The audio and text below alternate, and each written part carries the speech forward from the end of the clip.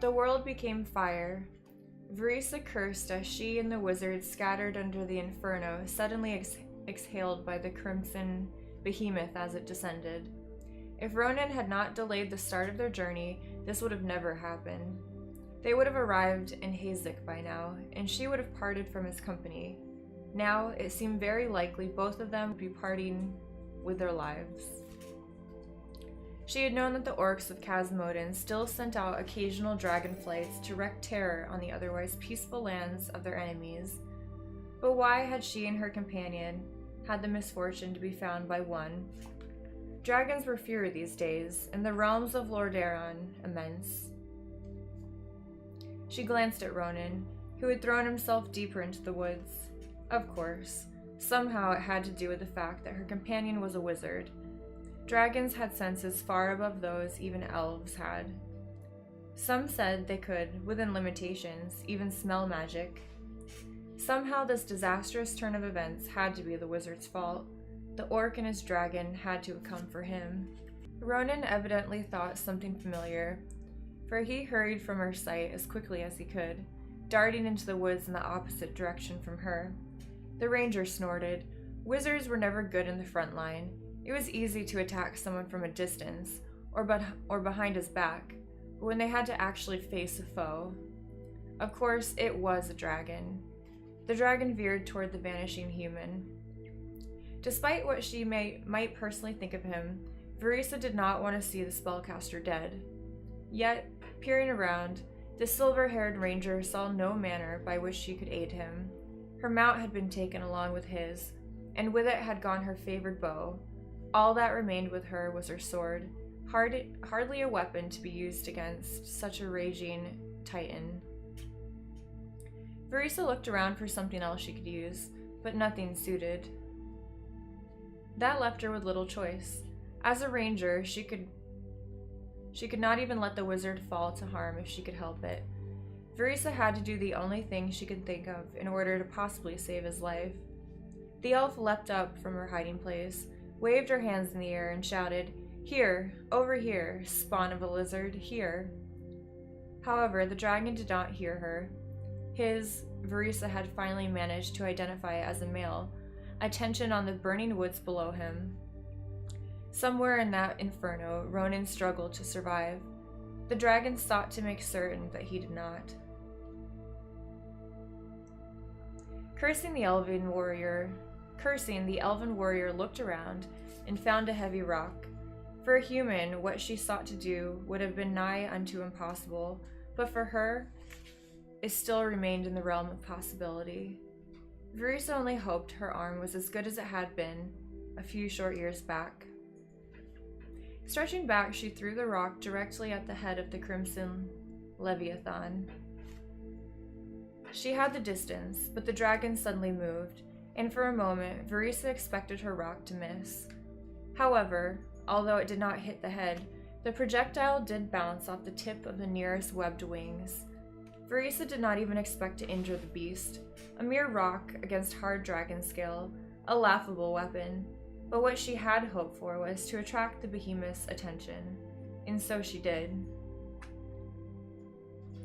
The massive head immediately swerved her way, the dragon roaring in annoyance at this interruption. The orc shouted something unintelligible at his mount. The great winged form abruptly banked, steering toward her. She had succeeded in taking his attention from the hapless mage. And now what? The ranger chided herself. The elf turned and ran, already knowing she had no chance of outpacing her monstrous pursuer. The treetops above her burst into flames as the dragon coated the landscape. Burning foliage dropped before her, cutting off Verisa's intended route. Without hesitation, the ranger shifted to the left, diving among trees that had not yet become a part of the inferno. "You are going to die," she informed herself. "All for that useless wizard." An ear-splitting roar made her look over her shoulder.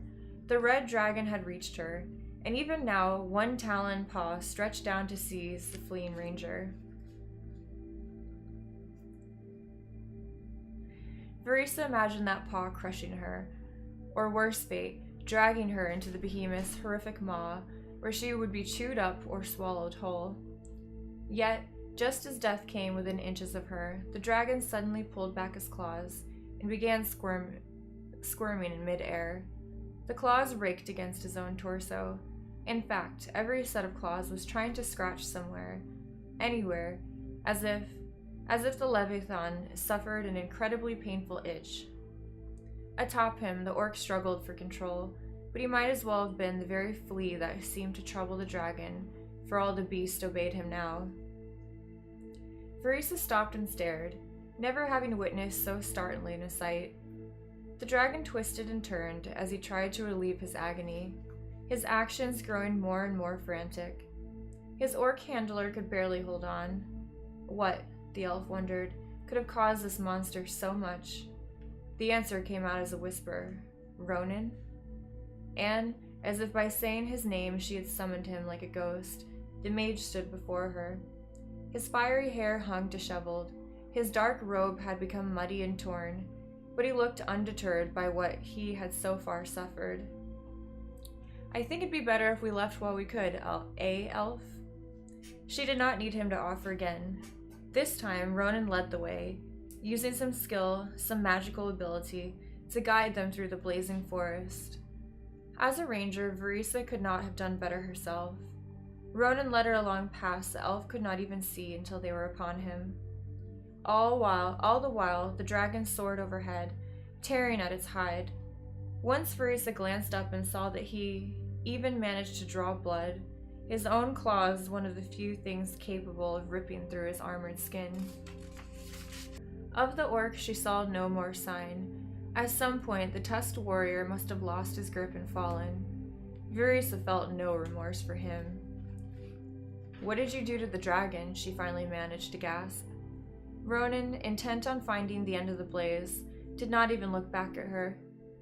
"Something that didn't turn out the way I planned. He should have suffered more than an intense irritation." He actually sounded annoyed with himself, but the ranger for once found herself impressed by him.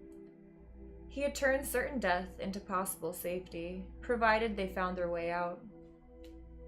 Behind them, the dragon roared his frustration at the world.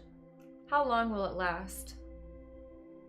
Now he finally paused to eye her, and what she saw in the gaze unsettled her greatly. Not nearly long enough.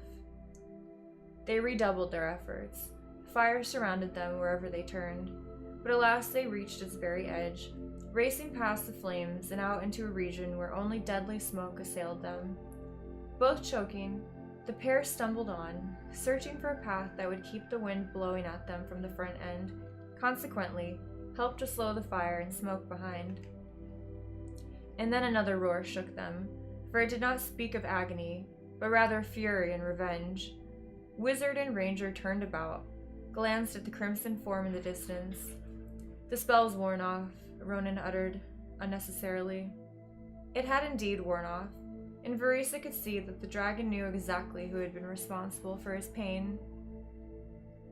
With an almost unerring aim, the dragon pushed toward them with his massive leathery wings, clearly intent on making them pay. "Do you have another spell for this?" Verisa called as they ran. "Perhaps, but I'd rather not use it here. It could take us with it." As if the dragon would not do that anyway, the elf hoped that Ronan would see his way to unleashing this deadly spell before they both ended up as fare for the behemoth. How far? The wizard had to catch his breath. How far to Hasek? Too far. Any other settlement between here and there? She tried to think. One place came to mind, but she could not recall either its name or its purpose. Only that it lay about a day's journey from here. There is something, but... The dragon's roar shook them again. A shadow passed overhead. "If you have another spell that might work, I would suggest using it now." Verisa wished again for her bow. With it, she could have at least tried for the eyes with some hope of success. The shock and agony might have been enough to send the monster flying off. They nearly collided as Ronan came to an unexpected halt and turned to face the dire threat. He took hold of her arms with surprisingly strong hands for a wizard, then shifted the ranger aside. His eyes literally glowed, something Verisa had heard could happen with powerful mages, but had never seen it in life. "Pray that this doesn't backfire on us," he muttered. His arms went straight, hands pointed in the direction of the red dragon. He started to mutter words in a language that Verisa did not recognize, but which somehow sent shivers up and down her spine. Ronan brought his hands together, started to speak again. Through the clouds came 3 more winged forms. Verisa gasped, and the tall wizard held his tongue, stalling the spell. He looked ready to curse the heavens, but then the elf recognized what had emerged just above their horrific foe. Griffins, massive, eagle-headed, leonine-bodied, winged griffins with riders. She tugged at Ronan's arm. "Do not do anything." He glared at her but nodded. They both looked up as the dragons filled their view. The 3 griffins suddenly darted about the dragon, catching him by surprise. Now Verisa could identify the riders, not that she had really needed to do so. Only the dwarves of the distant airy peaks, a foreboding mountainous region beyond even the elven realm of Kael'thas, rode the wild griffins, and only these skilled warriors and their mounts could face dragons in the air. Although much smaller than the Crimson Giant, the griffins made up for the size difference with huge, razor-sharp talons that could tear off dragon scale, and beaks that could rip into the flesh beneath. In addition, they could move more swiftly and abruptly through the sky, turning at angles a dragon could never match. The dwarves themselves did not simply manage their mounts either. Slightly taller and leaner than their earthier cousins, the mountain dwarves were no less muscled. Although their favored weapons when patrolling the skies were the legendary storm hammers, this trio carried great double-edged battle axes with lengthy handles that the warriors manipulated with ease. Made of a metal akin to adamantium, the blades could cut through even the bony, scaled heads of the behemoths. Rumor had it that the great griffin rider Kurdrin had struck down a dragon more immense than this one, with just one well-aimed blow from an axe like this. The winged animals circled their foe, forcing him to constantly turn from side to side to see which one threatened most. The orcs had early on learned to be wary of griffins, but without his own rider, this particular monster appeared somewhat lost as to what to do. The dwarves immediately took advantage of that fact, making their mounts dart in and out, much to the dragon's growing frustration. The long beards and ponytails of the wild dwarves fluttered in the wind as they literally laughed in the face of the giant menace. The bellowing laughter only served to antagonize the dragon more, and he slashed about madly, accompanying his futile attacks with spurts of flame. "They are completely disoriented him," Verisa commented, impressed by the tactics. "They know he is young, and that his temper will keep him from attacking with strategy." "Which makes it a good time for us to leave," Ronan replied. "They might need our help.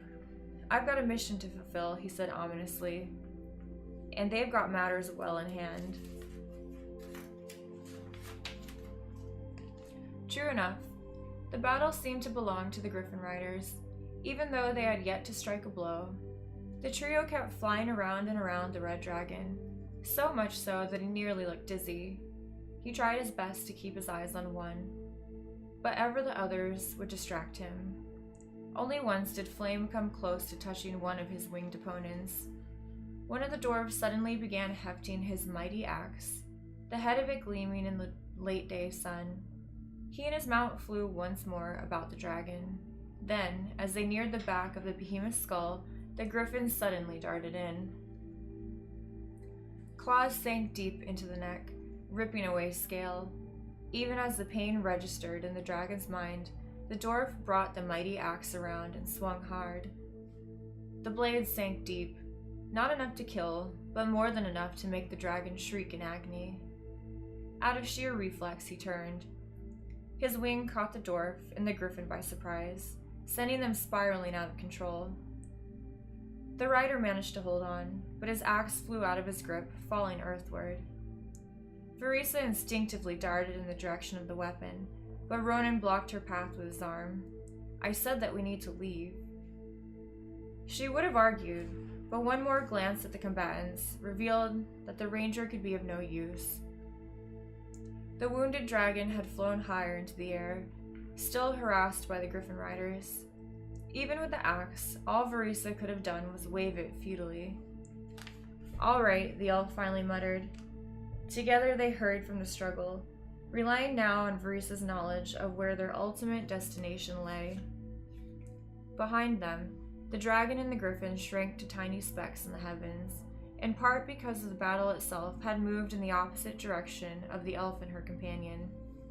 "Curious," she heard the wizard whisper. "What is it?" He started. "Those ears aren't just for show then, are they?" Verisa bristled at the insult, even though she had heard far worse. Humans and dwarves, quite jealous of the natural superiority of the elven race, often chose the long, tapering ears as the focus of their ridicule. At times, her ears had been compared to those of donkeys, swine, and worst of all, goblins. While Verisa had never drawn a weapon on anyone because of such comments, more often than not, she had still left them much regretting their choice of words. The emerald eyes of the mage narrowed. "I'm sorry, you took that as an insult. Didn't mean it that way." She doubted the veracity of his statement, but knew she had to accept his weak attempt at an apology. Forcing down her anger, she asked again, "What do you find so curious?" "That this dragon should appear in so timely a fashion. If you think like that, you might as well ask where the griffins came from. After all, they chased it off." He shook his head. Someone saw him and reported the situation. The riders merely did their duties, he considered. "I know Dragonmaw clan's supposed to be desperate, supposed to be trying to rally both the other rebel clans and the ones in the enclaves, but this wouldn't be the way to go about it." Who can say what an orc thinks? This was clearly a random marauder. This was not the first such attack in the Alliance human. "No, but I wonder if..."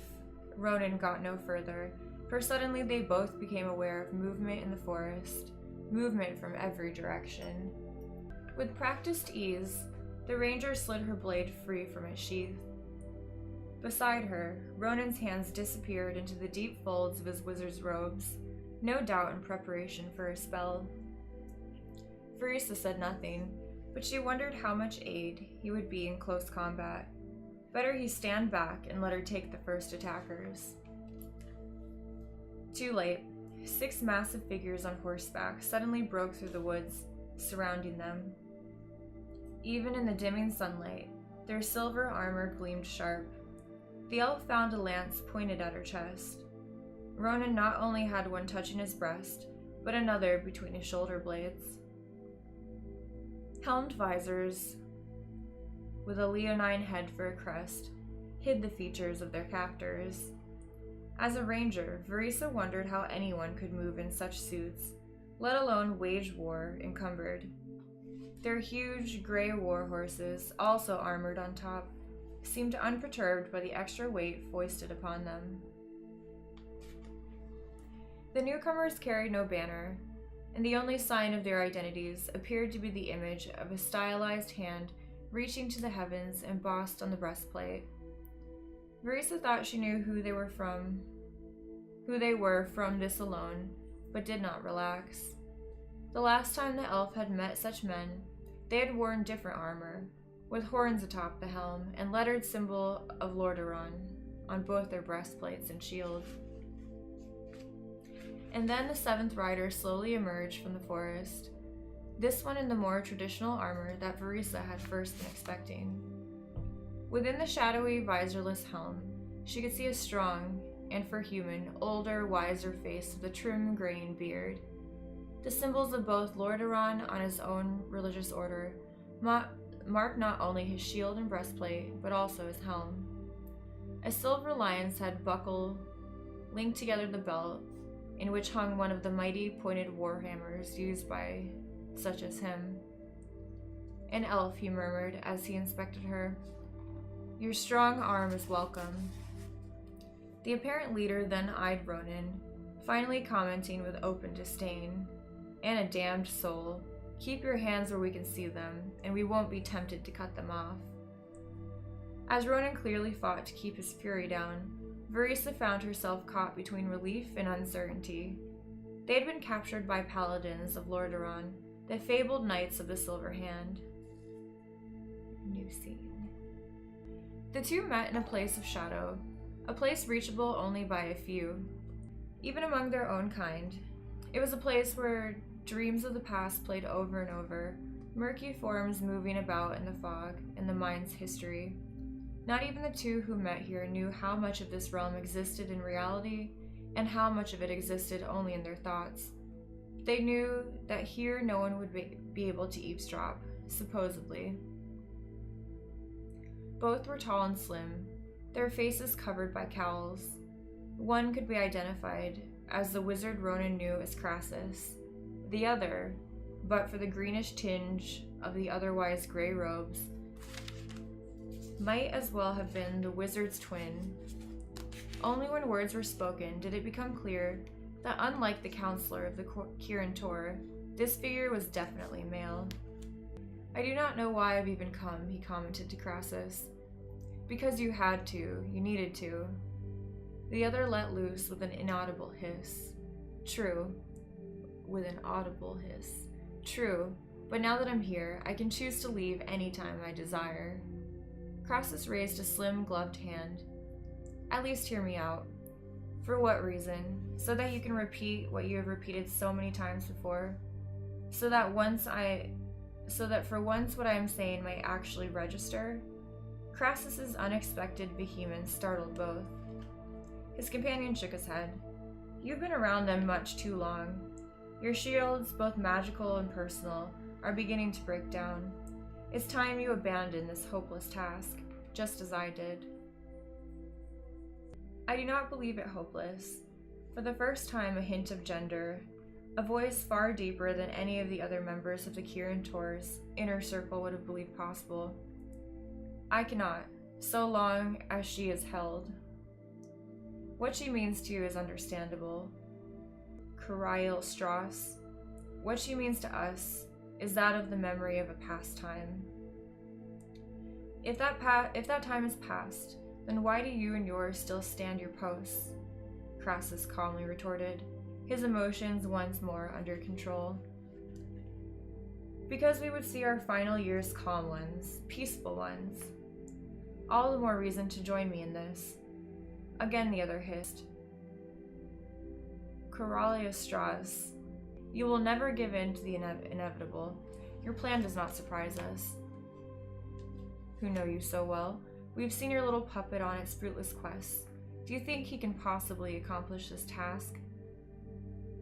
Crassus paused for a moment before replying. "He has the potential, but he is not all I have.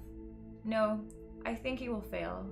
In doing so, however, I hope that his sacrifice will aid in my final success. And if you would join with me, that success would be more likely." I was right. Crassus's companion sounded immensely disappointed.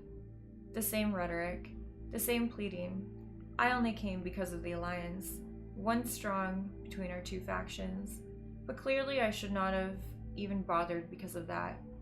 You are without backing, without force. There is only you now, and you must hide in shadows. He gestured at the mist surrounding them, in places such as this, rather than show your true nature.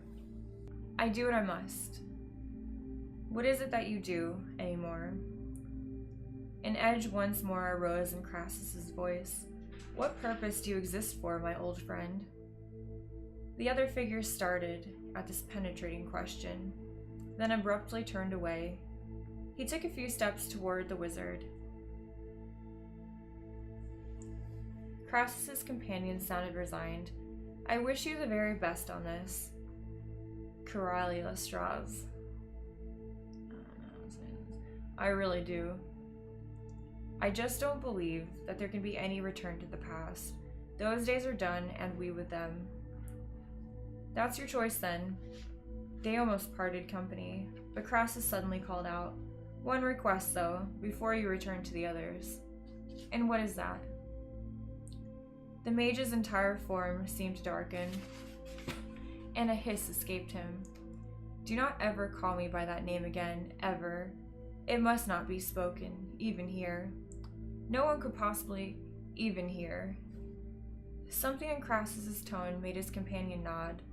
The second figure hurriedly departed, vanishing into the emptiness.